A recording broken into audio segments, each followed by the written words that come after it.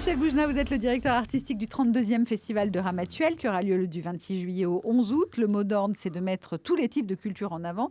Théâtre, chanson, mais aussi humour. Oui, le spectacle vivant, c'est pas ça ou ça, c'est ça et ça. C'est tout à fait passionnant. Moi, c'est ma 9e année. C'est tout à fait passionnant d'essayer de faire que le public se mélange. C'est-à-dire que les gens qui aiment, par exemple, cette année, il y a Michel Bouquet qui vient, encore une fois, et j'en suis super heureux. Et ben, ceux qui viennent voir Michel Bouquet, peut-être qu'ils pourraient aller voir Stéphane Guillon, ou qui pourraient aller voir Christelle Chollet ou François-Xavier de Maison.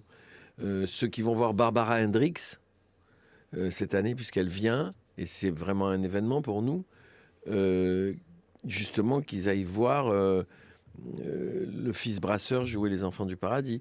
Il y a tous ces mélanges-là. Quand j'ai un spectateur qui voit plusieurs spectacles et des spectacles très différents, j'ai gagné. C'est donc très riche comme programmation. Oui. C'est petit, Ramatuelle, finalement. C'est combien de personnes à peu près qui peuvent venir chaque soir ? 1300. 1300. 1300. Et comme je dis souvent en ce moment, la vraie vedette du festival, c'est l'endroit. C'est le lieu, c'est le théâtre. C'est magnifique parce que c'est le théâtre antique. C'est une merveille de merveille. Quand on pense que c'est un théâtre qui a été construit en un mois, il y avait une colline, ils ont fait sauter la colline, ils ont construit le théâtre en un mois avec 3 équipes. C'est invraisemblable qu'ils aient fait ça en un mois. Et vous savez, c'est comme les endroits... C'est un site en plein air. Ouais, c'est en plein air. Il n'y a pas un bruit pendant les spectacles. Et je ne sais pas si ça vous est arrivé, mais je suis sûr que ça vous est arrivé d'aller dans des endroits où vous vous sentez bien. Une maison, un paysage. Eh bien, ce théâtre-là, c'est ça. C'est ça pour le public et c'est ça pour les artistes. On s'y sent bien. Vous avez pris la suite de Jean-Claude Brialy, qui a créé ce festival à Ramatuelle. Avec Jacqueline Franjou, il l'a créé. Jacqueline Franjou, qui est toujours là avec vous.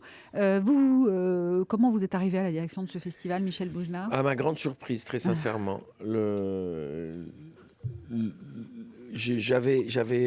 J'étais venu pour rendre hommage à Jean-Claude l'année de sa disparition. Tous les soirs, il y avait des artistes différents qui sont venus lui rendre hommage. Et Jean-Claude m'aimait bien, alors j'étais venu. Et j'étais parti, moi, le lendemain.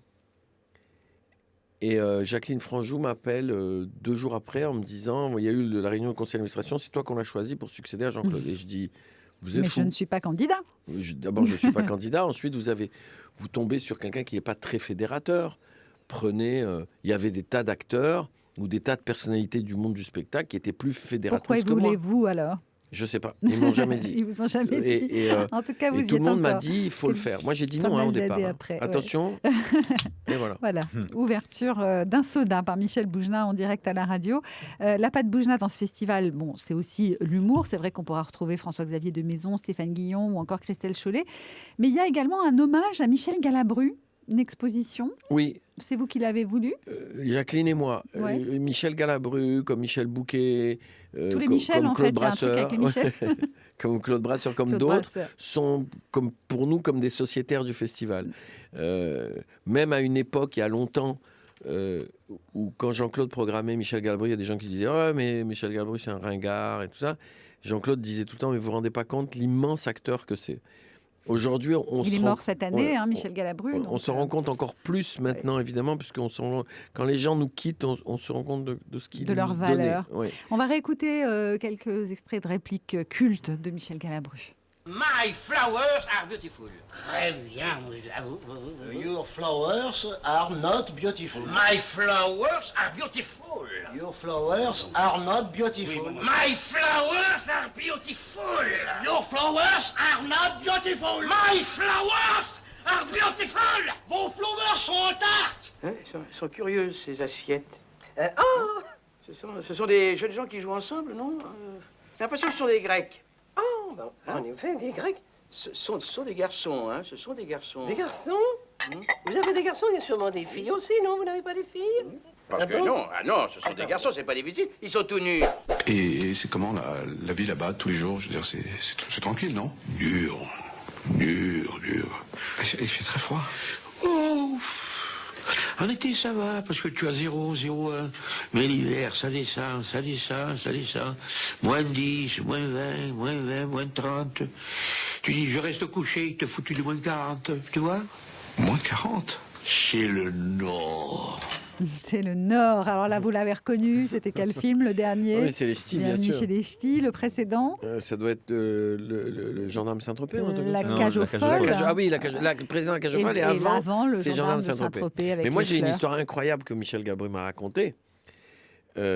Au Festival Ramatuel, Michel Galabru, on a fait adjudant d'honneur de la gendarmerie avec les vrais gendarmes de Saint-Tropez qui sont venus lui remettre un képi d'honneur. Et tout. C'est très émouvant.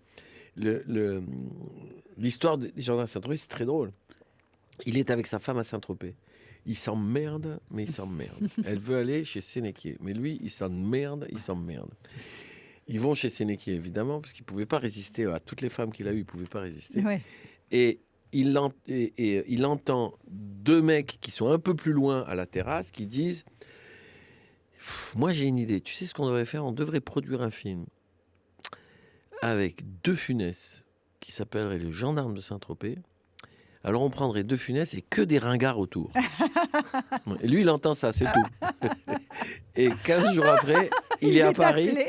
Il est à Paris, il y a un mec qui l'appelle, qui lui dit « Écoutez, on va produire un film avec De Funès, qui s'appelle Jean Saint-Tropez, et on aimerait tellement vous engager. » Et il faut écouter Galabru raconter ça.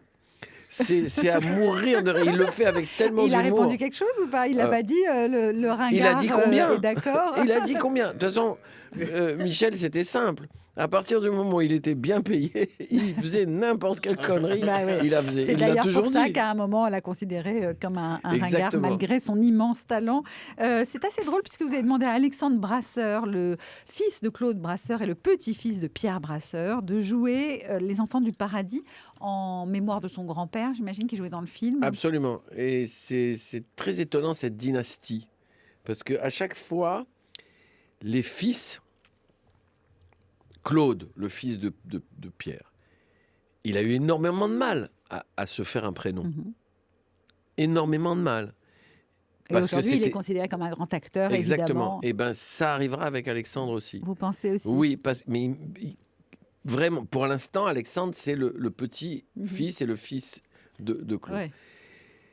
Mais je suis sûr qu'un jour, Alexandre sera Alexandre. Parce que c'est dans leur sang, cette famille. Alors, même chose pour Thomas Dutronc, qui sera présent également. Oui, c'est la deuxième fois qu'il vient. Lui, ça y est, il s'est fait un prénom, Thomas Dutronc, on peut le dire. On va écouter un extrait. Il sera présent avec ses chansons, son dernier album, Thomas Dutronc. Tout le monde est là, sous la tente blanche, tailleur et cravate, habille ce dimanche. Il pleut des rires aux éclats sur les tables étanches, et la bague au doigt, les mariés voient des anges. Tu me trouvais pas mal, je te trouvais superbe, pendant ce temps-là, allongé dans l'air.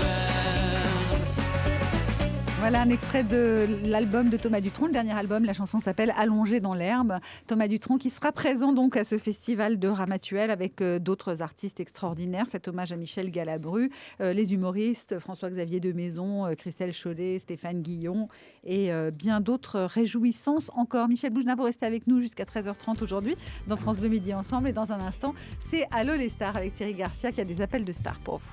France Bleu.